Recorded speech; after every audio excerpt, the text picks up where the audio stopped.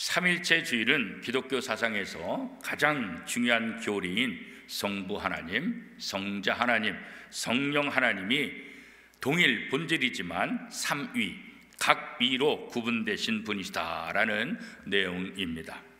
이 삼일체 주일은 성령 강림 주일, 우리가 지난 주일 드렸죠. 언제나 성령 강림 주일, 다음 주일 이 날을 우리가 삼일체 주일로 지키게 됩니다.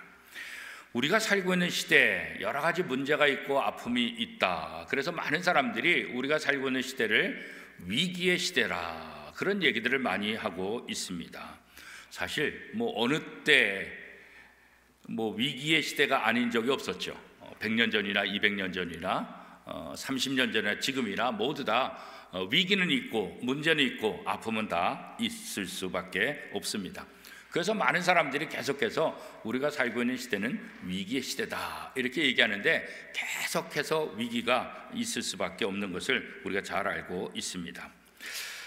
위기라고 판단할 때 많은 사람들은 그 위기라는 말 때문에 어떤 생각을 갖게 되면 절망하게 되고 또 좌절하게 되고 포기하게 되죠.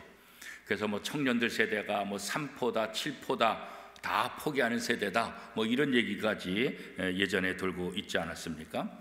그런데 어떤 사람은 이 위기의 시대다라는 말이 오히려 기회가 된다, 위기는 곧 기회다라고 해가지고 절망하는 것이 아니라 오히려 소망을 갖고 뭔가 이때 다시 한번 해보자라는 또 그런 생각을 갖게 되기도 합니다.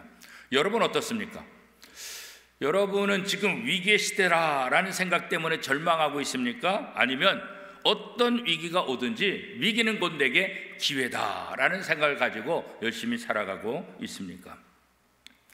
이사야 선지자는 유다 왕 우시야와 요담과 아하스와 히스기야 시대와 유다와 예루살렘에 관한 계시를 보고 활동한 선지자다, 이렇게 성경은 기록하고 있어요. 이사야 1장 1절 말씀입니다. 유다 왕 우시야와 요담과 아하스와 히스기야 시대에 아모스의 아들 이사야가 유다와 예루살렘에 관하여 본 계시라. 그래서 이 이사야 선지자를 통해서 하나님께서 보여준 계시를 선포하고 있는 거예요. 이사야 선지자는 남왕국 유다 왕의 10번째 왕이에요. 그래서 13번째 왕인 히스기야를 거쳐서 약 60년 동안 활동했던 선지자가 이 이사야 선지자입니다. 오늘 읽은 이사야 6장 이 말씀에 보면 이사야 입장에서는 지금 국가적으로 위기의 시대다, 또 이사야 개인적으로도 위기의 시대임을 다시 한번 이야기를 하고 있어요. 그렇지만 이런 위기 시대 속에서 하나님으로부터 새로운 소명을 받는 그 내용이 이사야 6장 속에 기록되어 있습니다. 자, 이 이사야가 하나님으로부터 새로운 소명을 받는 이런 과정을 통해서 오늘 우리가 어떻게 예수를 믿게 되는가, 또 예수 믿은 우리들이 또 어떻게 새로운 이 소명의 부름을 받고 또 충성스러운 일꾼이 될 수 있을까, 이런 부분을 또 다시 한번 생각해 볼 수 있는 좋은 또 주일 아침이다, 이런 생각이 듭니다. 자, 이사야 6장의 시작은 어떻게 시작이 됩니까? 이사야 6장 1절 말씀 우리 같이 한 목소리로 읽겠습니다. 우시야 왕이 죽던 해에 내가 본즉 주께서 높이 들린 보좌에 앉으셨는데 그의 옷자락은 성전에 가득하였고. 자, 6장의 시작은 우시야 왕이 죽던 해, 이렇게 기록되어 있어요. 우시야 왕이 죽던 해라는 이 역사적인 기록, 이것은 굉장히 중요한 의미가 담겨져 있습니다. 왜냐하면 이 우시야 왕은 52년 동안 남왕국 유다를 다스렸던 왕이에요. 그리고 이 우시야 왕은 이 남왕국 유다의 이전과는 좀 다르게 유례가 없는 그런 번영을 가져다 줬던 그런 왕이기도 합니다.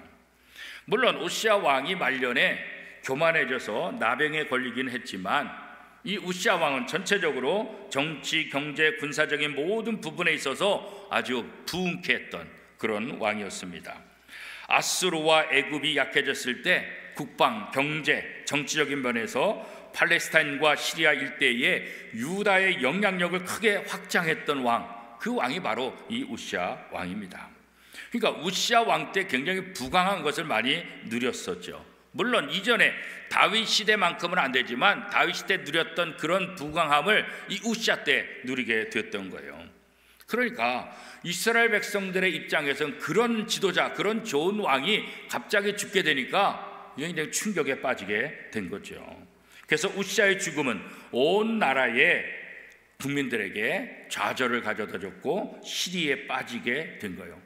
한마디로 말하면 비상시국에 돌입하게 된 거죠.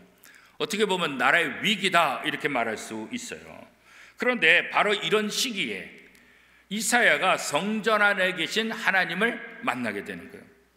거룩하신 하나님이 높이 들린 보좌에 앉아 계셨고 하나님 주위에 수많은 천사들이 날면서 노래를 부르고 있었어요. 거룩하다, 거룩하다, 거룩하다.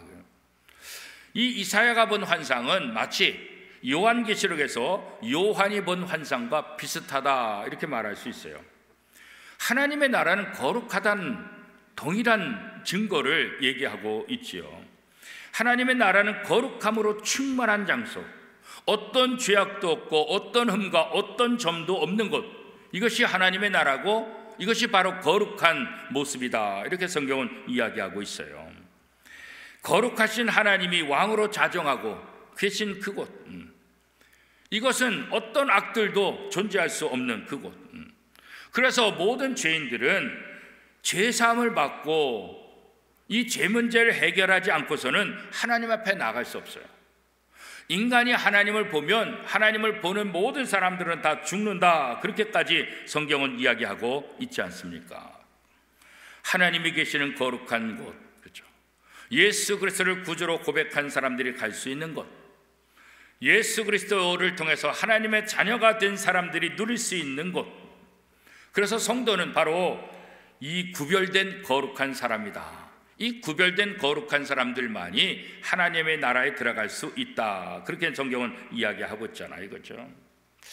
성도로서 거룩함을 유지하는 것, 이것은 굉장히 중요한 것입니다.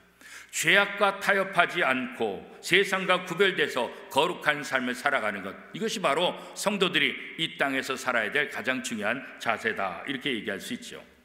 자, 남한국 유다, 그렇게 부강한 나라의 모습을 갖췄던 우시아 왕이 죽으니까 참 기가 막힌 것 아니겠어요, 그렇죠?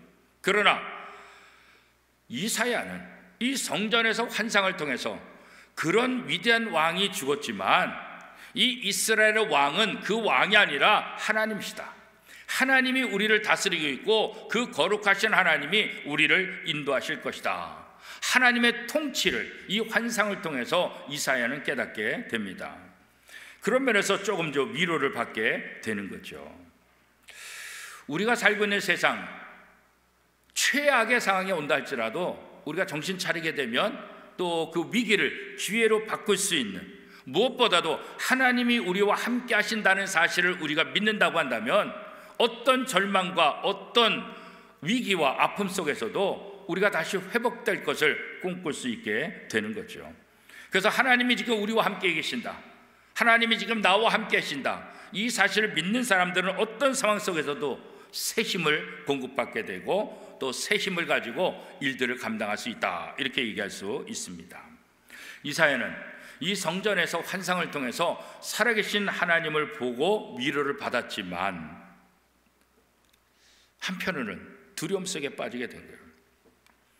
이사야는 환상을 통해서 하나님을 목격한 후 하나님을 본 사람들은 다 죽는다는 그 말씀을 기억하게 되니까 두려움 속에 빠지게 되는 거죠. 출애굽기 33장 20절 말씀에 보면 또 이르시되 내가 내 얼굴을 보지 못하리니 나를 보고 살 자가 없음이라. 그러니까 하나님을 대면한 모든 사람도 다 죽는다. 그래서 하나님을 본 것이 이 사람들에겐 두려운 거예요. 우리가 태양도 맨눈으로 이렇게 보면은 눈에 대한 문제들이 생기잖아요, 그죠? 그 하나님은 거룩하신 분. 그래서 하나님을 본 사람은 그 광채라든가 그의 위엄이라든가 이런 것들 때문에 살아날 수가 없다. 구약 성경은 이스라엘 백성들에게는 전부 다 그런 생각들을 갖고 있었어요. 그런데 이사야가 이 환상 중에 하나님을 본 거예요. 그러니까 하나님을 보고 위로가 되지만 또 한편으로는 이스라엘 사람들의 머릿속에 갖고 있었던 하나님을 본 사람들은 살 수 없다, 이것 때문에 굉장히 두려워하게 되는 거죠. 그래서 이 이사야는 뭐라고 얘기하고 있어요? 화로다, 나요, 망하게 되었다, 이렇게 말하는 거예요. 자, 이사야 6장 5절 말씀입니다. 함께 읽겠습니다. 그때 내가 말하되 화로다, 나요, 망하게 되었도다. 나는 입술이 부정한 사람이요, 나는 입술이 부정한 백성 중에 거주하면서 만군의 여호와이신 왕을 비었음이로다 하였더라. 하나님 앞에 내가 죄인임을 깨닫고, 죄인은 하나님 앞에 다 죽을 수밖에 없는 존재, 그런데 죄인인 내가 하나님을 배웠다. 나는 이제 끝났다, 나는 망했다, 나는 죽는다, 이렇게 자포자기하는 모습을 오늘 말씀을 통해서 고백하고 있는 거죠. 거룩하신 하나님을 만난 다음에 가장 먼저 기억되는 건 뭐예요? 내 죄, 내 죄가 무엇인지, 하나님 앞에 내 더러운 모든 죄가 다 드러나게 되는 거예요. 나는 입술이 부정한 사람이기 때문에 하나님을 만난 것이 내게는 재앙이다, 이렇게 지금 고백하고 있는 거죠. 그런데 그때 천사가 나타나서 이 단 위에 펴지는 숯을 가져다가 이사야의 입에 대하면서 뭐라고 말합니까? 내 죄가 사해졌다, 죄를 선포해 주죠. 이사야 6장 6절 7절 말씀입니다. 우리 같이 읽겠습니다. 그때 그 스랍 중에 하나가 부젓가락으로 제단에서 집은 바 핀 숯을 손에 가지고 내게로 날아와서 그것을 내 입술에 대며 이르되 보라, 이것이 내 입에 닿았으니 내 악이 사해졌고 내 죄가 사해졌느니라 하더라. 자, 짧지만 이 이사야 6장 6절 7절 말씀은 오늘 우리가 구원을 받는 하나의 법칙, 규칙이다, 이렇게 얘기할 수 있어요. 우리가 예수를 믿어야 죄 용서함을 받고 구원 얻었잖아요. 우리가 예수를 믿지 않고 죄 용서함 받을 수가 없잖아요, 그렇죠? 우리의 죄 문제가 해결되는 것은 예수 그리스도의 보혈 때문에 그런 것 아니겠어요? 이사야 입에 닿은 숯불은 마치 뭐와 같냐? 예수 그리스도의 십자가 보혈을 상징하는 것이다, 이렇게 얘기하는 거예요. 이사야의 입술에 숯불을 갖다 대는 것처럼 예수 그리스도의 보혈의 피가 우리에 닿을 때 우리의 모든 죄가 용서함 받고 우리가 새로운 존재가 될 수 있는 것이다, 그렇게 말하는 거죠. 그때 비로소 우리는 거룩한 사람, 성도가 되고 하나님의 나라에 참여할 수 있는 특권을 얻게 되는 거죠. 하나님은 우리 죄를 너무나 다 잘 아시죠. 우리가 어디가 문제인지, 어디가 치유받아야 될지 이거 너무나 잘 알잖아요, 그렇죠?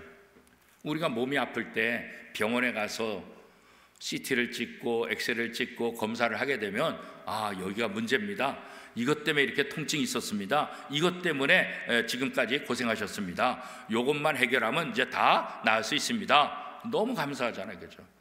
나는 잘 모르는데 전문가인 의사에 가니까 어디가 문제인지, 어떻게 치료받아야 될지 전문가는 우리에게 알려주잖아요, 그렇죠?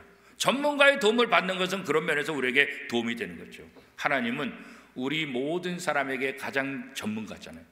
나보다 나를 더 잘 아시는 분, 내 문제가 뭔지 아시는 분, 내 죄가 무엇인지 아시는 분, 내가 어떻게 치유받아야 될지를 누구보다도 잘 아시는 분, 그분이 하나님이시잖아요, 그렇죠? 그래서 우리가 하나님 앞에 나간다는 것은 결국은 우리가 우리의 죄 문제를 해결하고 우리가 하나님의 자녀로서 올바른 길을 걸어갈 수 있는 가장 좋은 선택이고 가장 좋은 길이다, 그렇게 얘기할 수 있는 거예요. 그래서 하나님 앞에 내 모습을 발견하고 그 하나님을 의지하면서 그 하나님이 나를 고치시고 그 하나님이 나를 용서하시고 그 하나님이 나를 새로운 사명을 내게 주셔서 나를 사용하실 것이다, 이런 생각을 갖고 이런 확신을 갖는다고 한다면 우리의 삶은 무엇보다도 더 큰 기쁨이 넘치게 될 거예요. 어떤 상황이라 할지라도, 그죠? 성전 안에서 하나님을 만나고 죄를 용서받은 이 이사야, 이제는 마음속에 새로운 도전이 주어지는 거예요. 당연하지 않겠어요? 우리가 건강을 찾으면 우리는 어떻게 해요? 하나님께서 내게 더 물어주는 인생, 내가 이 건강한 모습 가지고 이제는 하나님을 위해서 더 멋지게 살아야지, 그런 생각을 누구나 다 하게 되잖아요. 이 이사야도 마찬가지예요. 이제 환상을 봐가지고 나는 죽을 것이다 라고 했는데 천사가 나타나서 내 죄를 사해줬다, 이 죄사함의 이 소리를 듣고 나니까 이사야가 마음이 얼마나 기쁜지요. 이제는 내가 하나님을 위해서 무엇을 보답할까? 그런데 하나님께서 그 상황 속에서 뭐라고 말씀하시냐면 내가 누구를 보내며 누가 우리를 위해 갈고, 이 하나님의 음성을 듣게 되는 거예요.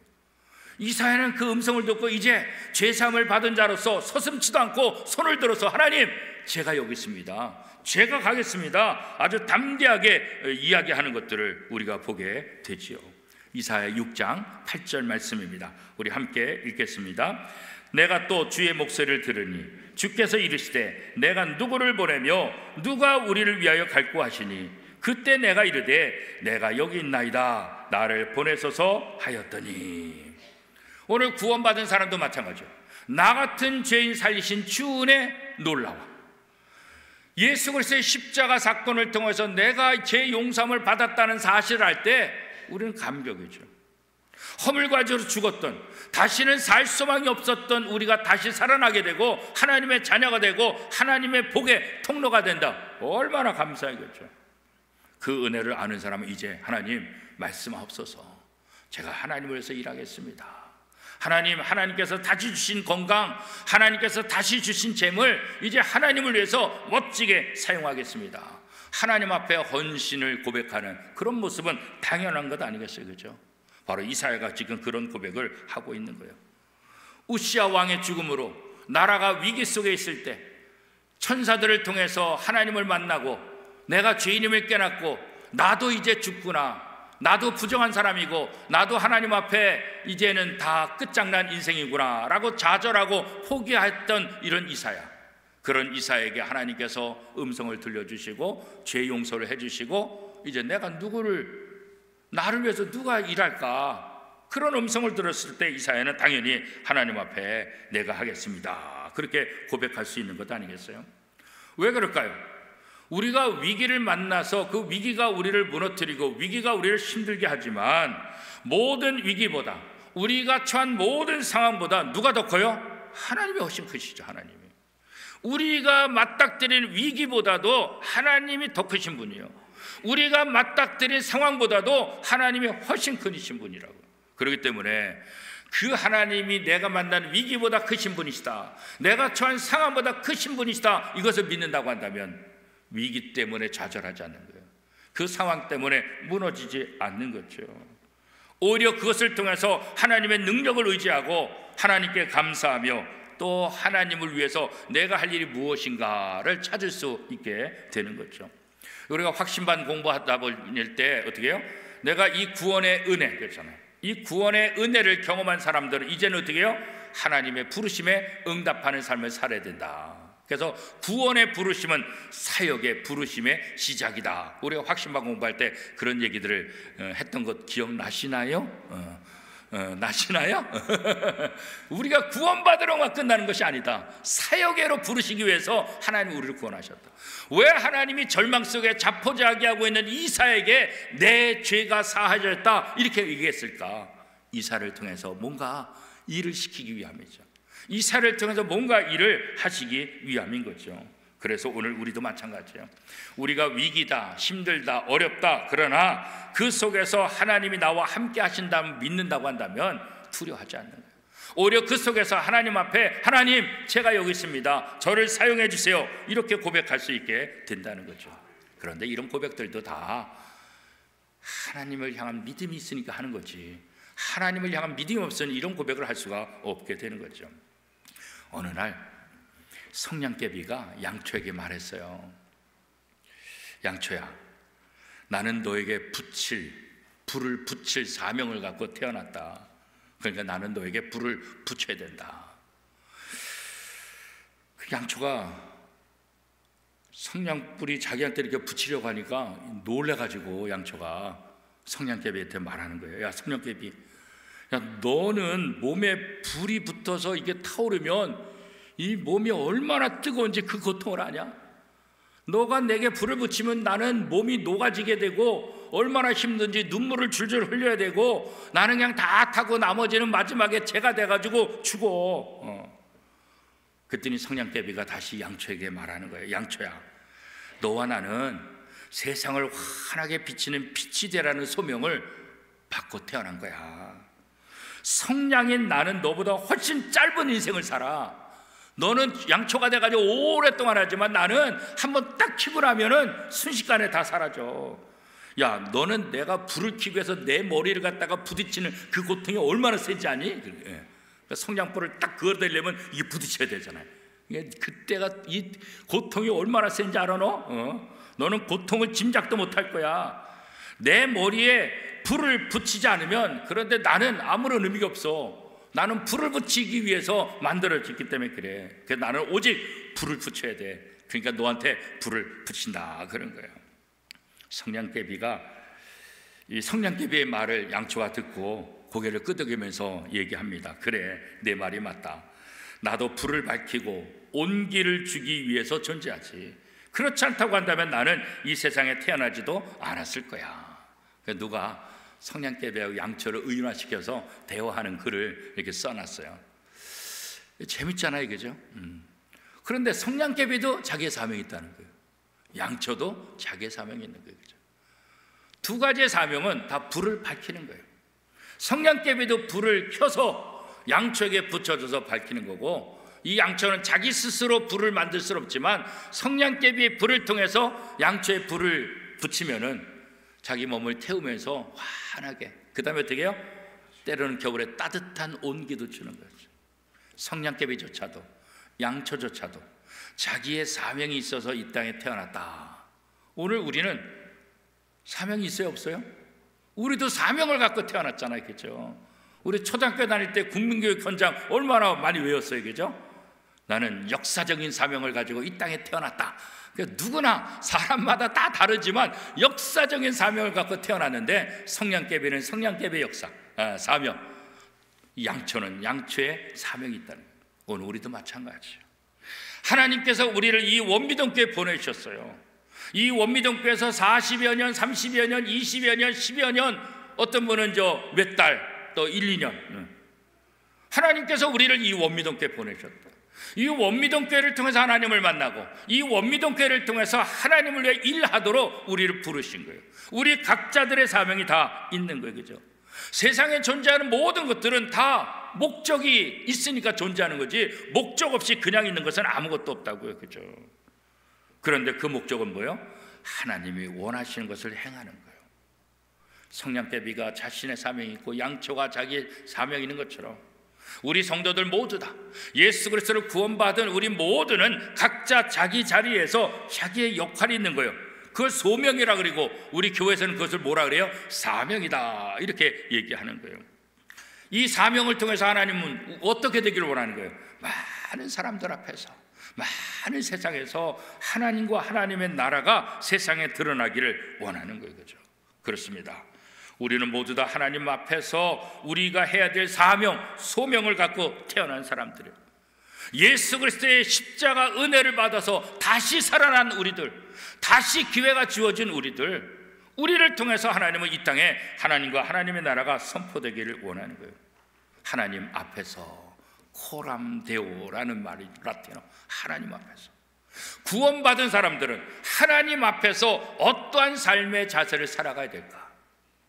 우리들 각자의 삶의 자세, 교회에서, 직장에서, 가정에서, 세상 속에서 우리들 각자 하나님께서 주신 그 사명이 있다는 거예요.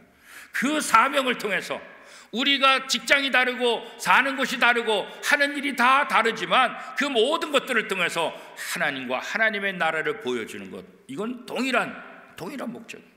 일은 달라도, 사는 곳은 달라도, 나이는 달라도, 상황은 달라도 목적은 하나, 하나님과 하나님의 나라를 증거하는 거예요. 오늘 3일째 주일을 맞이하면서 코람데오, 하나님 앞에서 구원받은 성도들의 자세가 무엇인가? 다른 것 없어요. 사명을 감당하는 거예요. 나를 통해서 하나님께서 내게 주신 사명을 감당하는 것. 이사야가 환상 속에서 하나님의 모습을 보고 위로를 받았던 것처럼 오늘 우리가 이 땅에 살면서 위기의 시대 속에서 아무것도 할 수 없는 이런 상황이지만 그래도 우리가 믿을 수 있는 건 뭐예요? 성부, 성자, 성령, 삼위 하나님이 우리와 함께 하신다. 그분이 우리를 돕는다. 이 확신이 있다고 한다면 우리는 위기의 시대든 위기의 상황이든 어떤 상황 속에서도 하나님께서 나를 부르시고 하나님께서 나를 통해서 하시고자 하는 일이 있다는 것을 확신하게 되고, 이사야처럼 내가 여기 있습니다, 나를 보내소서, 이런 고백을 할 수 있을 것입니다. 이 시대 속에서 우리 원미동 교회가 저와 여러분이 이사야 고백처럼 하나님 내가 여기 있습니다, 나를 보내소서 하는 고백으로 하나님께서 내게 주신 사명을 잘 감당하는 우리 원미동 교회 또 귀한 성도님들이 다 될 수 있기를 축복합니다. 오늘 말씀을